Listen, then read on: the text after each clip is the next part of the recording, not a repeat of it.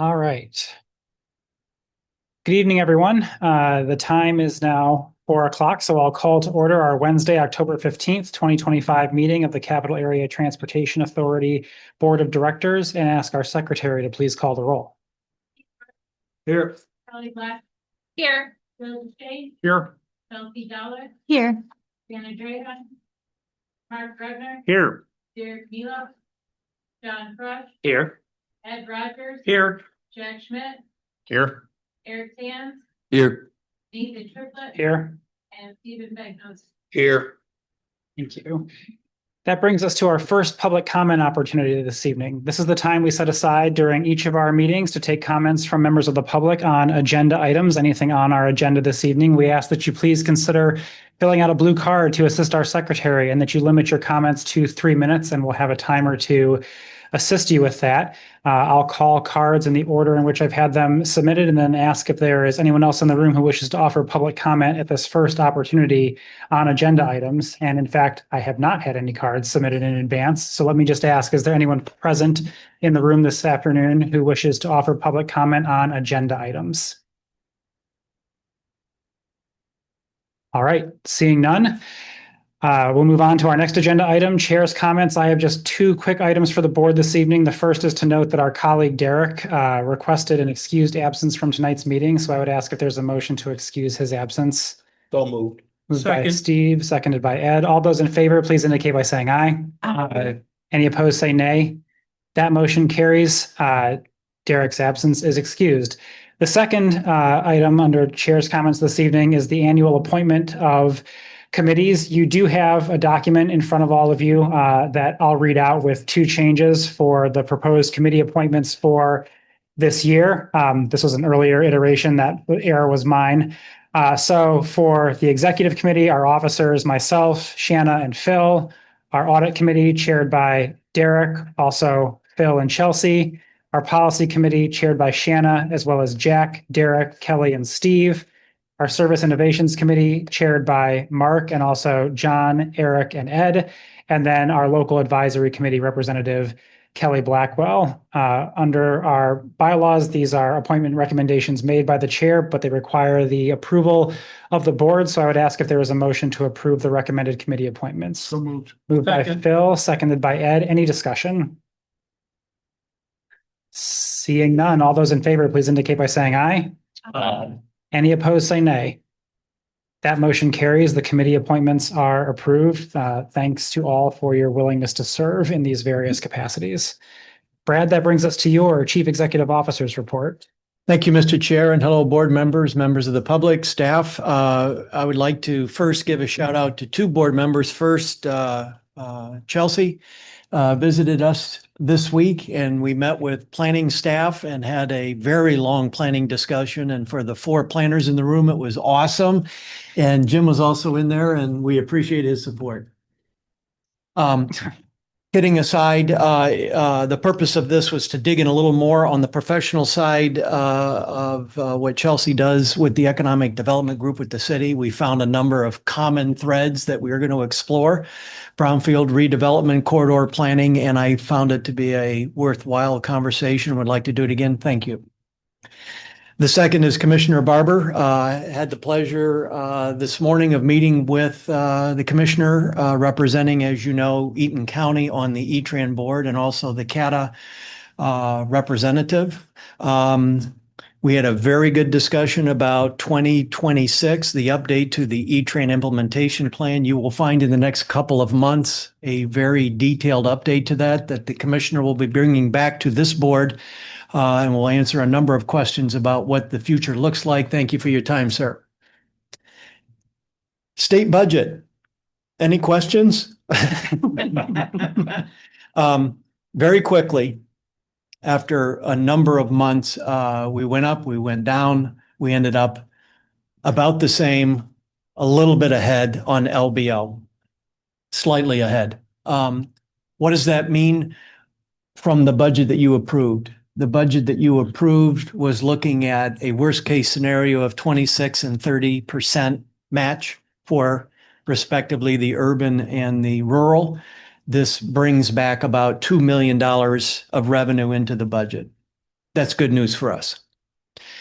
There is rumor that there will be a supplemental bill in the future, which will restore as much as another 45 million, which we've equated to maybe another 1.5% on each of those. So as long as it's going up, we're very happy. I would also offer to the board, since we are successful in coming up with grant dollars, is that there is a new innovation fund totaling $65 million. And we will not be taking any questions about that as the details have not come down through that. But obviously, this is going to be for all modes of transit, including rail and bus. And we expect to go in there and get some of that money because we're going to be really innovative with our grant. So I think there's some opportunities. It was hold your breath. It did not turn out as bad as we thought it was going to. I would expect, and sorry for the lengthy bullet point here, but it really has become front and center, not only in what we've done, but how we're going to move ahead. So as I was explaining to the chairman, your retreat is in January. We've usually done a 2-month retreat. I expect to still do that. I think it's going to be very focused on the budget with a number of alternatives and questions and lots of scrap paper and what does this mean? What does that mean? Staff's been meeting regularly in the last month under Jim's guidance on the budget to look at cost saving measures while maintaining a number of the goals that you have set for staff. So are we excited about what we're doing, Jim? We are excited about the direction we're going, cautiously. Number 3, as I reported last month, Chairman Triplett and Chair of ETRAN, Mary Clark, and I went to the Chamber Policy Committee and gave an update on the proposed Delta Transit millage. Those absentee ballots are out, as you know. The Chamber has since endorsed that millage, which we appreciate. I know that the committee and ETRAN and Delta appreciate that. Thank you for your help, Mr. Chairman. And I already reported on the implementation plan for 26, so I will end my report there. Delta vote, of course, is on November 4th. Thank you, Mr. Chairman. Thanks, Brad. Questions for Brad on his report? All right. Seeing none, then we'll move on to our proposed consent agenda, which this evening includes 4 items for the board's consideration. Those are the approval of the minutes of the September 17th, 2025 board meeting, the approval of the treasurer's report for August 2025, the MDOT resolution of intent, and the system-wide police and public safety services agreement. Does any member of the board desire to have any of these items removed from the consent agenda to our discussion agenda? Eric? I'd be interested in discussing the police and public safety service agreement. All right. Any other items to remove from the consent agenda? If not, is there a motion to approve the balance of the consent agenda? Moved by Shanna, seconded by Jack. All those in favor, please indicate by saying aye. Aye. Any opposed, say nay. That motion carries. The balance of the consent agenda is approved, which brings us to our discussion agenda that now includes former consent agenda item D, the system-wide police and public safety services agreement. Eric, you asked that this item be removed. Did you have an initial question or comment, or would you like staff to do a quick summary? So my initial question was in regard to a statistic that's in the summary that we have about in 2025, we have a 32% increase in incidents over 2024. That seems pretty significant, and I'm just wondering if we have more information about what's going on. I know it also references that incidents increased with the COVID pandemic, and so it just seems like a concerning trend, and I'm hoping to get more information. Sure. Thank you for your question. If I could, Mr. Chairman, in addition to that question, I've also asked Todd to prepare a brief presentation for you on this item. We thank you, Steve, caught a an error on the amount. So we have a correction for that that Todd is going to explain to you. But Todd, would you come to the podium and address the question, please?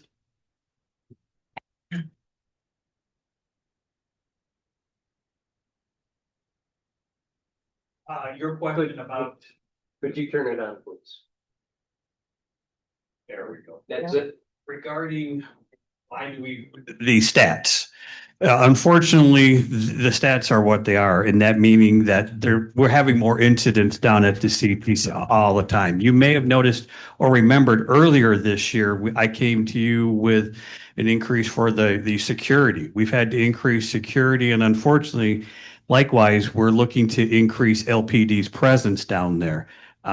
I'm not a crime stat expert, but unfortunately, what I can share with you is every day we're getting more and more incidents downtown. They range from a variety of different types of incidents, but they're increasing every day. I hope that somewhat answers your question. Yeah, I guess if you don't know why, you don't know why, but I feel like if there's a way that we can do something to address more of a root cause than just kind of putting a Band-Aid, I don't know.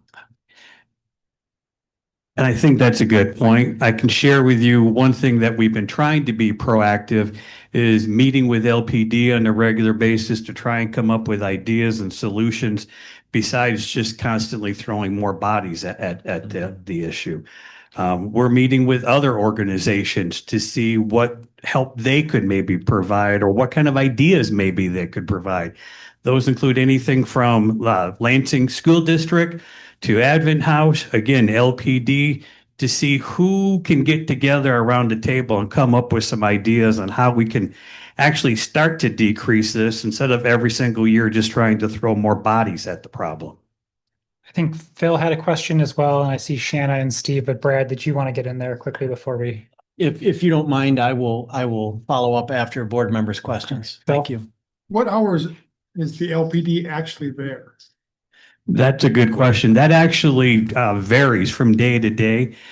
One reason for that is they don't want anybody to know that LPD would always be there 4 to 7 Monday through Friday. So they vary that throughout the week and sometimes on weekends too, just so that there's no set rhyme or reason to their hours.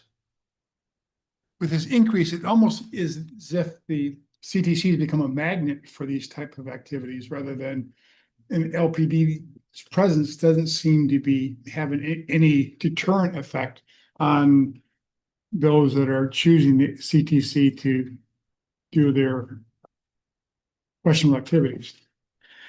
Well, one maybe it's the disadvantage with the CTC is there's a lot of foot traffic that goes through there on a daily basis. A lot of it really good foot traffic. Some of it maybe not quite as good a foot traffic. One thing that we've tried to do with LPD is they had one officer patrol units that it was very challenging. If they had an incident that they had to contend with, now there's nobody else available to maybe deal with another one if it happens to pop up. So that was one reason why we went from one officer to 2 officer during their times at the CTC. And another reason was to vary the time so that if anybody was there to do something nefarious, they wouldn't know for sure when LPD is going to be there and when they're not going to be there. Shanna. That's a little bit, I guess, related to my questions to follow on. Like, I think there is this feeling that CTC is a little bit of a hub, and I know I have a good friend who works at the library and sort of that area. But do we have that understanding, like sort of this uptick here versus sort of crime or incidents in other areas in downtown, or like, so is there an issue with design or the function of this? I mean, obviously it's a transit center, so there are certain types of these incidents that lend themselves to a transit station, but or transit center. But I'm just curious, like, is that because we know this data? What's it look like? Or have we had those conversations with other organizations in other parts of downtown? That's actually a really good question, and I'm glad you mentioned the library. In our working with Advent House, there were a number of organizations whose names came up. The library was one of them. Lansing School District, LPD, Child Family Charities. All of these organizations' names have come up that we're in the process right now of getting everybody around the table and saying, okay, what can we do to actually start to reduce these issues besides just throwing more bodies at it? So we're looking forward to hopefully being able to come back in the near future with some possible solutions to that question. That's one follow on too. And so this was for the first 3 months of 2025. So January, February, March, correct? Correct, yes. And I think the other kind of question, and when we think about the potential partners who might need to be at that table, is just sort of some of the changes that the city made as it relates to the unhoused population in downtown Lansing, and particularly in some of those areas around there. What impact, if any, has that had? I mean, LPD is an obvious player, but I think other housing advocates and others who might want to be we might want to have at that table too. And I think that's a really good point. And we're looking for anybody and everybody who's a player down there or in the city to be at that table to come up with ideas. The more different organizations we have there, the better it's going to be. The more talk we're going to be able to have, the more communication, the more ideas, and the more things we'll be able to come back and say, here's one of our ideas that we'd like to implement. Good. Did you want to cut in here, Brad, before you? I absolutely do. Thank you, Todd. I'm going to be a little more direct with my answers. This is not only a difficult problem, this is not a transit problem. This is a downtown problem that gets pushed around. Yep. This board, this administration chose to be an advocate for a group approach to this. You will recall during the vortex that we had an arrest of a homeless advocate. There was huge outcry. We moved people in and out of that transit center, and if they weren't there for a particular reason, they were shuttled out of there to somebody else to take care of. We took the approach not only with the center, but also with transit services and some of the other donations that we do, that we will contribute at a higher level. It's very difficult because it's a very disorganized approach to the homeless problem in this town. It's a very irritating problem because people take a step back from it, and I'm not going to call anybody out, but we did have last month somebody concerned about our support of one of our advocates. There's a lot of competition between groups on who's going to do what. We've taken the approach of what we do best is transportation services. So in that community center that we're building across the street, we're going to invite a lot of people in. Is it a magnet? Absolutely. They've closed the mission on Michigan Avenue and moved them up onto Kalamazoo. There is a desire to have that, and I use that in quote, that issue moved around town. I was part of the Mod Pod discussion in the middle of it when I went down and met with the Commission of the Whole. We are definitely involved in doing our part. If this board was to direct me to be more aggressive with and getting that number down, I'm certain we could. I don't think it's the right move. I think what we are doing is leading and bringing other people to the table. Is it bringing folks in? Absolutely. City Hall is going to be across the street. We're going downtown. We're going to be there. I think it's going to be a group approach. Safety is an issue everywhere. It's not only downtown, but with our partners across the nation. Transit is a dangerous business to be in right now. It just is. Steve? Brad answered my question about, it's not just limited to the CTC. I do have though a follow-up. Have we done comparisons with other similar agencies? Absolutely. And we're not unique. No, but I'll tell you what. I will tell you, under direction of this board, which I'm proud of, is that there are other agencies that take a much tougher approach. But you will have people marginalized. Mhm. And we have taken the approach of making sure people get the services they need, and we're bringing other partners in. It is a slow process, but as you have seen, which is kind of difficult, we're getting challenged whether that's part of our wheelhouse. And I offer to you, whether we like it or not, it's part of our wheelhouse. Ed, go ahead. I was in the prosecutor's office for 4 years. The time I was in the prosecutor's office, the downtown had different hotspots. You would move into a hotspot, you'd change it, and they just pop up someplace else. So this is an issue that's not going to go away with downtown. It's a downtown metro area. There's going to be hotspots. What you do is you hope you can control them, but you aren't going to eliminate them. By our very nature, as Brad said, we're a transportation unit. That's what we do. And with that's going to come some of the issues of hotspots. Thanks, Ed. Chelsea and then Jack.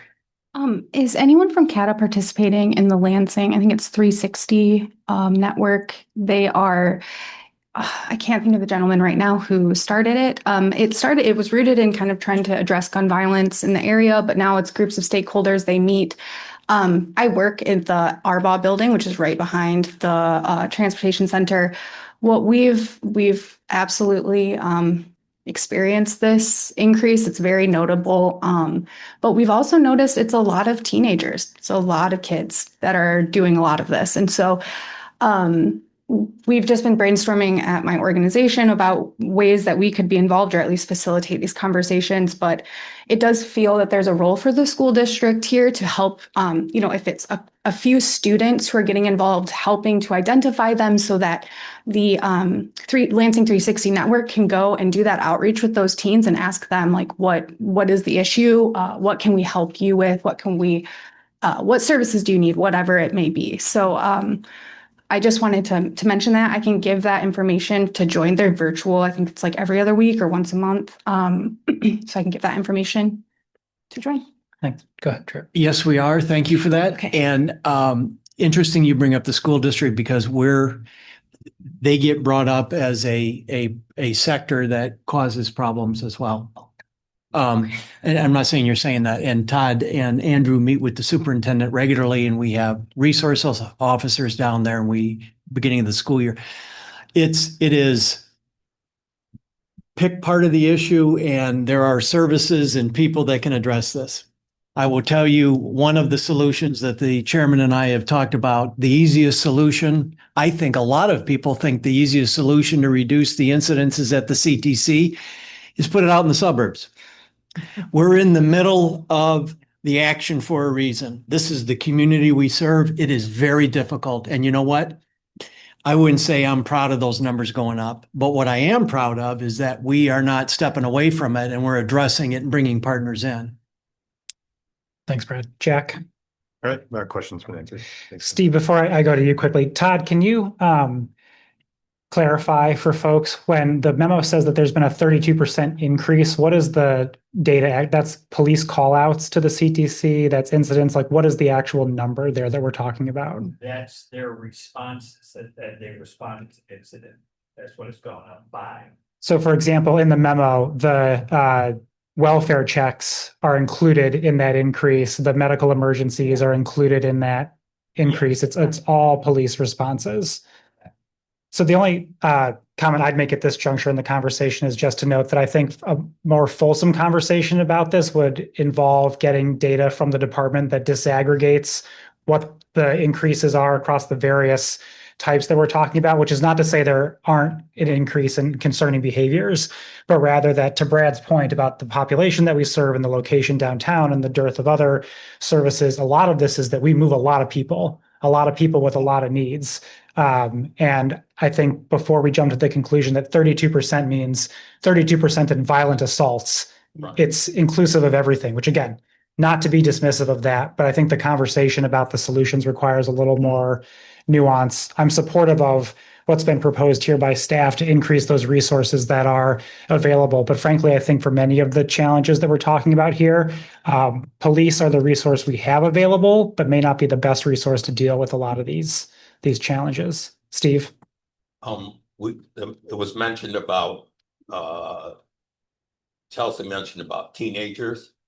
I think one of the things that I was stunned at is to see the chronic absence percentages for schools in this area. The one that sticks in my head, and I know it's out there in the boundaries, but is my school district, Okemos. Last data I saw, chronic absence is 10%. So there are more teenagers on the streets instead of that would have in the past been in school. I will say Brad might be able to recall this off the top of his head. If not, we can provide it for folks. But one of the things that I read with interest since we adopted our partnership with the school district is the rate in Lansing public schools of absences has declined since CATA started providing transportation to LPS students. What has gone up a little bit, which I think may be a testament to the fact that the service is readily available, not like the school bus where it's one and done, is there's tardiness issues that have become more of a problem because people can sleep in and then get the bus and go to school. But the chronic absence, at least in Lansing schools, and again, correlation, not causation. There's lots of things there. But am I remembering that correctly? You are remembering that correct. The biggest challenge I have when talking to different groups is solving a problem by eliminating a portion of the riders. If we would be able to get them out of the flow here, it would be better. And it is, we've gone the other direction. It's inclusive, it's public transit. It is not embraced by all, but it is who we are. Thanks, Brett. Jack and then Phil. Yeah. Brett, I think you've somewhat answered this question. And so you may just provide a rehashing of some of your previous comments, which is okay. But I just want to kind of ask directly, if we didn't approve this motion, would police stop responding to the calls that are coming? And I guess why I ask that is to drive a little bit towards what is the reason that the authority's budget is responsible for solving the problem. Yeah, and Todd, I'm going to ask you to validate what I'm about to say, because I think I know the answer. Is that if you call emergency services anywhere in the jurisdiction, they'll respond. But we have a higher incidence, just like if you have a parade or other things that require that additional service. So we hire off-duty police officers, overtime officers to help show a presence. But I'll tell you, it's been a balance in the last several years because we go through and look at what kind of agency do we want to be and show a force? Do we want to have helmets and nightsticks? Do we want to have armed folks on the buses? Do we want to use tasers? So we've had those conversations, and this is the balance that we're in right now. It's a tough environment, but it's a tough downtown. Did you have a follow-up, Jack? And I feel like I've heard you kind of say this, but you should correct this if it's not right. It sounds like this investment also allows us to continue to have a voice in how these services get provided, to the point of the conversation around a more holistic solution. And Todd, wave me off if I go too deep into this rabbit hole. One of the challenges we're having is getting officers to sign up for the overtime. So they've got to have teams. So police presence downtown, whether you're at the library or the transit authority or whether you're at the stadium, is costing more. So we balance that with social services and our social workers. And so, as the chairman said, these are not people going to the ground and being cuffed. These are a lot of times known folks. We've got school district down there. It is a tough problem, but the direct answer to your question is absolutely. Todd meets regularly with the lieutenant and other partners, library, the Advent House. It is a team approach. It would be, and I'll say this, it would be much easier to push people out of there and say, if you're not riding the bus, you're out of here. And that it's not who we are. Phil and then Shanna. Marion Township, like other communities, contracts with school districts and nearby communities to provide a police presence. And those officers are there for that given time. And they only call out in case of a major emergency that requires all police officers from other communities. I like the idea of doing a time study as to when these are happening and making sure we've got an officer in the building for that shift or that shift and a half.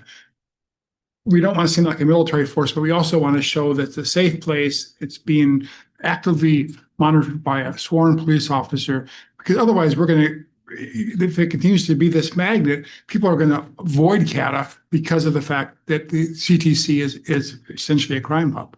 By having a continuous, persistent presence of police officers, which we're paying for here, we can help reduce that. Shanna? Well, and I'll just add to that. I think, there's always this balance between, is it really deterrence to bad behaviors or not? Yes, I think in some ways it does, but also from a community investment here, when you have an incident that requires a call out and people responding, the escalation is usually higher versus having officers there who might be responding to an incident, and they might be showing up in sheets of like reports on this, but levels of what that incident looks like can be quite different. And I don't know, because we don't have that disaggregated data, but I know that is true in a lot of places. And so I think that's important as we think about this investment too, both for safety of our riders and the public, people who are involved, and our drivers. As we were entering the budget right before the vortex, we had started looking at the LPD has a community officer program. Some of the districts have dedicated officers, and we were looking at, because we don't have police power, obviously, so we would have a CATA police officer full-time. After the incident with the vortex, we went another direction and we put that into social service. We've now reached that discussion again where instead of the call-outs, do we need an officer down there that knows the people that can interact, can be the liaison between Todd's office, operations, the police department, where they're getting, and I always come back to this as we build the community center. Someone needs help. Where do they go? We're in the business of moving people. What we don't have is where we move them to. And we're getting there. And we're inviting people in to say, okay, where do they need to go? We'll triage them back here. We've got an officer. I like the idea though. Steve? We've had a pretty thorough discussion. I'm of the opinion I'm in favor of this proposal, but I also think there's value in giving the staff and the management time to gather the information that we've talked about, do some analysis. It would be hard for me to propose a different solution today based on what my basis of knowledge is. But I think there's a general, there's a consensus that we need to do more detailed analysis to potentially come up with a more effective response. Mark, did you? I want to drag us into historic discussions here, some of which are amusing. First, I'm a little unclear on something. 10 years ago, I'm sure that CATA had a policy that if you were at the CTC and all the buses have departed and you're still there, that our security people went up and said, "Excuse me, Bill, what bus are you waiting for?" And then we got them on the next bus, no matter what, because they're not allowed to hang around. That's no longer a policy. That right? is no longer a policy. When did that change? It changed about the time of the vortex when we looked at what are we doing down there? What kind of agency are we trying to be with that center? In fact, not to steal your time, sir, but the city human relations office actually asked us, and we allow people during cold spells and warm spells to be in the transit center. Right. Idle. But if somebody is just there without being invited, or it's not cold or hot, if they just spend 6 hours there and they're not bothering anybody, that's permitted now? Absolutely. Okay. So anyway, that's a change, and that's since, I don't know, when was Vortex? 19 February. So 6 years ago. Okay. So I just missed that. Second, if we just look at alternatives to what we're doing now, if you spend any time at Frandor and you go and look at the Frandor stop, you have a chance to see what the opposite would look like, which is to say there are no benches and there was no sign for a while. And the people who are waiting for buses there, some of whom are pretty frail physically, sit on overturned shopping carts. And that just strikes me that we could mention that the whole core operation doesn't seem CORR, not CORE, doesn't seem to be with us on this point. So the multimodal center, everybody here is new since this. At one point, we had. Do people know that we deliberately installed benches that were impossible to sit on, and that were sloped so that if we ever had a homeless person and they tried to sleep on it, they would slide onto the ground, and so everybody found that we had the most uncomfortable transit system or seats of a. Now we've never actually had a homeless person who went to the train station to hang out. I can't imagine why you would, but we actually designed it with the intention of making it inhospitable to people spending time there. It was one of the truly bizarre design features I've ever seen. And the last thing, this is now 20 years ago, I think, Delta Township. Does anybody know what Delta's request to us was 20 years? Please don't ruin this for me. This is a previous administration and a different political party too. They came to the CATA board and they really asked for service changes. They wanted no more service on Friday and Saturday nights. No service. Please stop serving them all. We don't need those people. And CATA was petitioned and asked, and we provided that service in the face of opposition by the township board, because those people, they just didn't need them out there. They could stay in Lansing. So anyway, it was a fascinating and different world than the world we know. So I think CATA I don't have any suggestions for what we should do. I just note that we are not doing what we were doing 5 years ago and 10 years ago and 20 years ago. So that's all. That's my little historic note. Thank you. Thank you, Mark. Before we bring this conversation to a close, I guess one clarifying question, and then perhaps the next step. The clarifying question, having been there during the multimodal station, is those benches have since been corrected when that issue was brought up. So Mark is absolutely right. And I believe that was actually an early Brad Funkhauser accomplishment when he took over as CEO. I just want to mention a wry note. I was going to do one of my sermonettes about the benches, and just to make absolutely sure I was right, I went out to check the train station, and they had been secretly modified without telling us, and so they'd all been fixed. And so I had nothing to talk about except the fact that it was so sneaky that I couldn't even complain about it anymore. I believe, in fact, that began the trend of trying very hard to undermine your sermonettes, Mark, deal with the things before they got to the board meeting. So all levity aside, it seems that the board would be interested in having some more detailed data about this, disaggregating some of this information, Brad, and I'm sure that you and staff can work with LPD to provide that. Sure. So Mark, I would say one thing about policy here. I think that I'm just trying to articulate a broad policy, and maybe nobody agrees with me on this, but I think that there are two sides to this. One is that CATA is welcoming, and we understand our place in the social system, and that we understand that our job is not to move people along. Our job is, to help all the different agencies and all the different players to deal with the problems that urban areas have. And that our transit riders, our transit public needs. But at the same time, here's the other side of the coin. We really have to recognize that public places have to be hospitable to everybody, and they can't be monopolized by people who take a public area and who change its nature and to make it into kind of like a homeless encampment with people living there and make a step across that. I mean, somehow that's like a bridge too far. And it's tough to know exactly where that line is, but I think that I don't think I'm really being a reactionary to say the transit center should be a place that you take kids and you aren't you don't feel like you have to hide middle-class kids from the transit center. There may be somebody sleeping in the corner, but he's not even remotely a threat. And so that's the line I think that we're trying to pick out here. And I don't think we'll ever find an easy way to do it.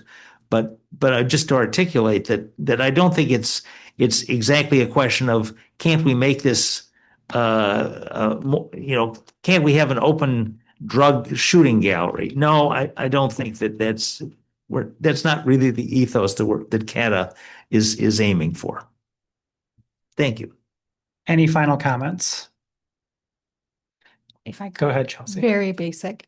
New City Hall will be built right across from the transportation center, new housing, all of that. So there will be more eyes on the street. And so hopefully, at least when it comes to the transportation center, that will hopefully be a safer space without having to continuously, put more security.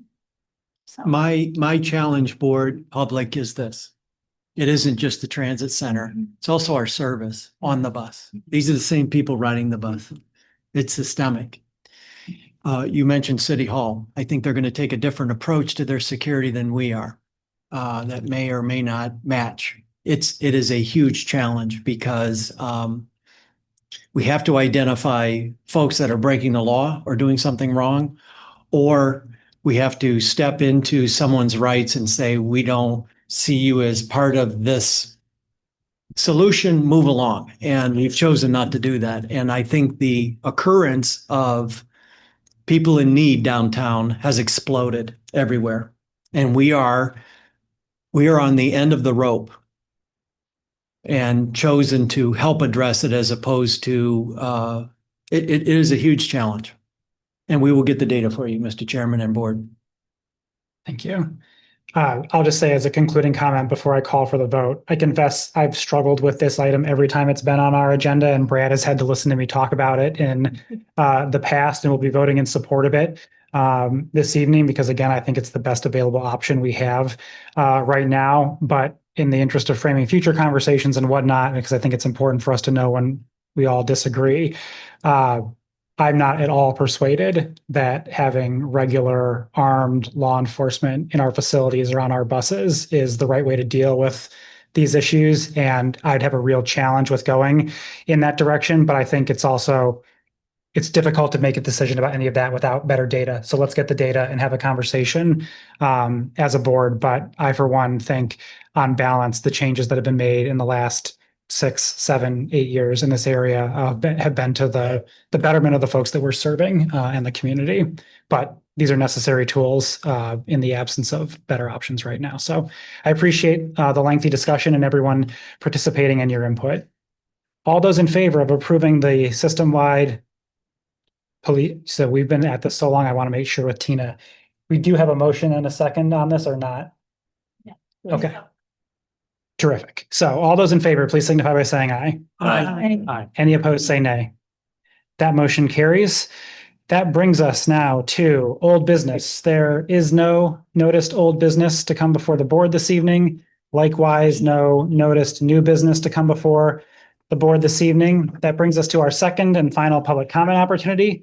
This is the time we set aside during each of our meetings to hear from the public on any CATA-related subject. Same request as before, to consider filling out a blue card, to assist our secretary, and to limit your comments to 3 minutes. Once again, I've had no blue cards submitted in advance, so let me just ask, is there anyone present this evening who wishes to offer public comment on any CATA subject at this second and final opportunity? All right, seeing none, then our final item, folks will recall, we've had a standing agenda item for a closed session regarding the status of the union labor agreement negotiations. Staff does wish to provide an update on the status of those negotiations this evening. So just to remind folks how this works, I'll ask for a motion and a second to move into closed session for a strategy session in connection with negotiation of a collective bargaining agreement. We'll take a brief pause to deal with the online Zoom feed, as well as to thank everyone for being present and excuse them from the room before the board will come back together for our closed session.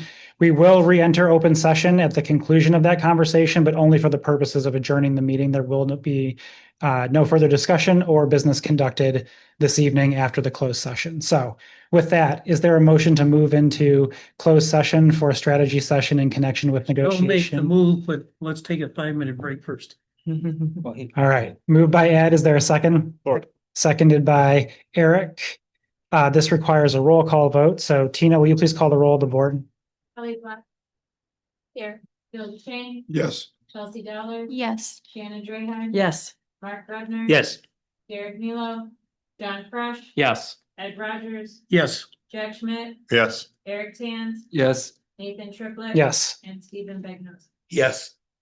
All right, having achieved the necessary 2/3 vote, we'll pause here briefly to allow folks to exit the room and say goodbye to anyone who might be watching online. And we'll take the 5-minute break requested by Ed, and then the board will reconvene for our closed session. Thank you all for joining us this evening.